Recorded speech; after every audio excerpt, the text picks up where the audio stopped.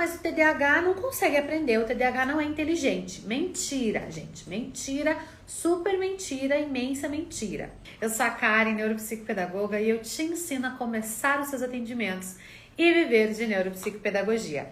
O TDAH, ele é super inteligente, ele consegue aprender, mas ele precisa ter o acompanhamento adequado para que a gente consiga trabalhar com esses níveis de atenção, melhorar os níveis de atenção, concentração e foco, né? Estimular o controle inibitório, a inibição tanto de pensamentos como das ações por meio de terapia. Ele precisa fazer um acompanhamento terapêutico, seja com intervenção neuropsicopedagógica nas questões de aprendizagem, seja nas questões emocionais, comportamentais com psicólogo, tá? Seja às vezes com o uso de medicação, né, que é recomendado aí por um médico especialista, um neurologista, um pediatra, neuropediatra, tá?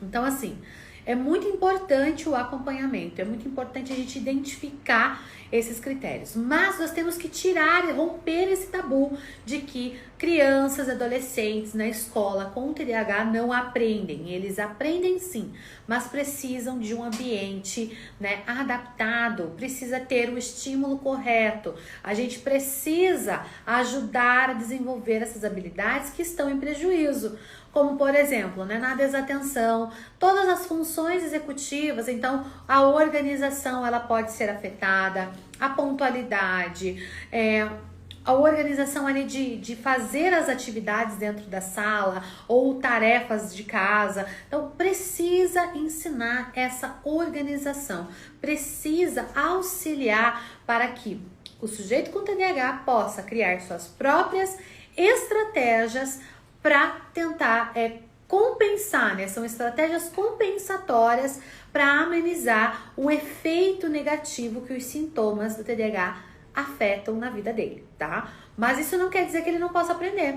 Inclusive, os sujeitos com TDAH, eles têm aí uma hiperatividade mental tão grande que eles são considerados pessoas as mais criativas que você possa conhecer. Então, eles têm muita criatividade, a criatividade deles é muito grande e isso deve ser estimulado. A gente deve utilizar tudo isso para auxiliar no foco da aprendizagem.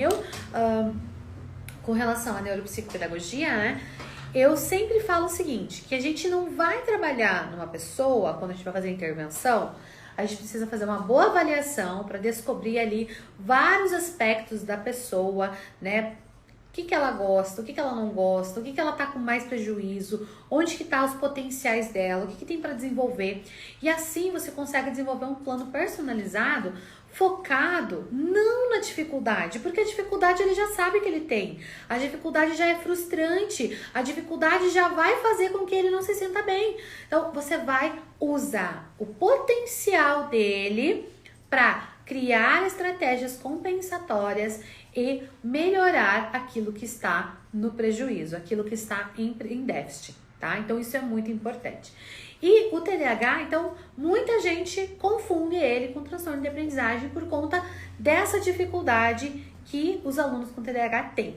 Mas os alunos com TDAH, eles são super capazes de aprender, eles só precisam que a gente adeque o ambiente para ele, adeque o tempo, adeque o conteúdo para que ele possa ter um bom rendimento, tá? Então, isso é muito importante, essas estratégias de adequação de tempo, adequação de ambiente, para que uma pessoa com TDAH ela possa desempenhar da melhor forma, né, na vida acadêmica.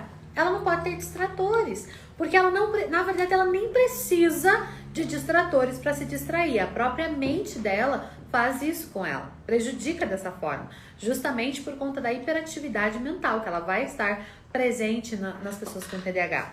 Mas quando você elimina distratores, quando você pega uma atividade que é demorada, que é grande, que é complexa e fraciona em pequenas etapas, eles conseguem acompanhar. Então, assim, o que eles precisam? Eles precisam do nosso apoio, eles precisam da nossa ajuda para que eles possam desenvolver o melhor do seu potencial. tá? As crianças com TDAH, elas têm muito potencial para aprendizagem. Elas só precisam conseguir manter a atenção, manter a concentração e o foco, né? Como que a gente faz isso? Desenvolvendo os focos atencionais, né, os processos atencionais, desenvolvendo controle inibitório, porque assim, o controle inibitório, ele tem aquela característica de, eu não vou brigar com ninguém, não vou ser má com ninguém, né? Isso é um controle inibitório, porque o ser humano, ele tem uma tendência, ele nasce egoísta, ele tem uma tendência a ser uma pessoa egoísta. Então, a partir do momento que eu aprendo, né, não vou ser egoísta, tento não, é um controle inibitório. Quando você está lá de dieta, eu não vou comer esse pudim, isso é controle inibitório. Se você realmente não comeu o pudim, você está exercitando o seu controle inibitório. Mas mais do que isso, o TDAH precisa inibir também os pensamentos. Quando ele está focado numa atividade ou ele precisa desenvolver uma atividade, a mente às vezes divaga e ele não consegue inibir os pensamentos. Então, o controle inibitório está relacionado com a nossa ação, sim.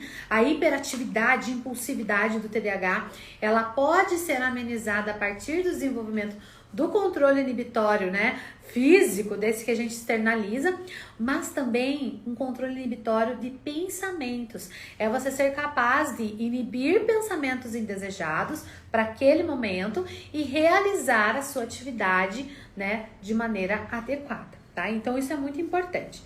Eu busquei uns dados e eu queria trazer para vocês, né, sobre o TDAH.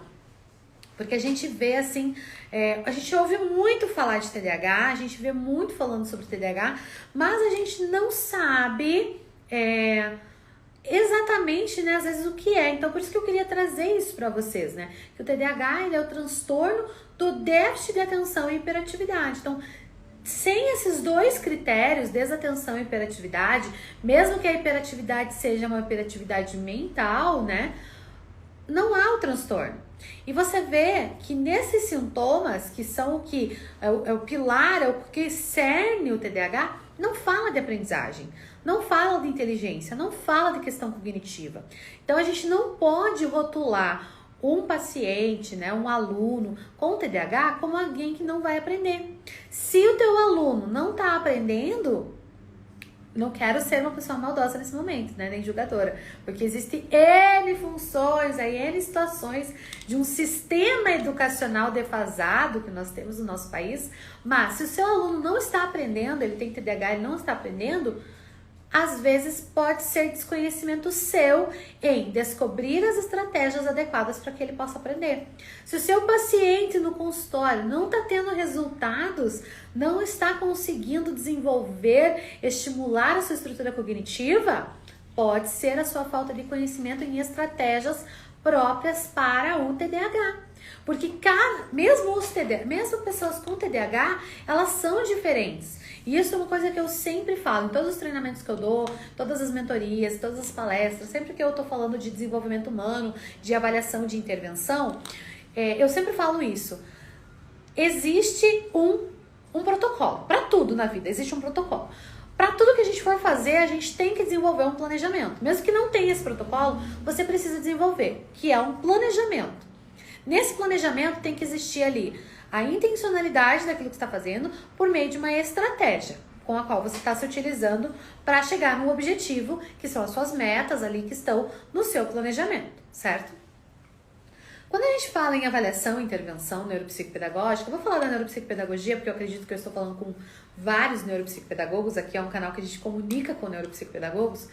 Quando a gente fala em avaliação e intervenção neuropsicopedagógica, existe sim um protocolo, existe sim um passo a passo que vai te nortear, que vai te orientar, que vai te auxiliar em fazer o melhor pelo seu paciente.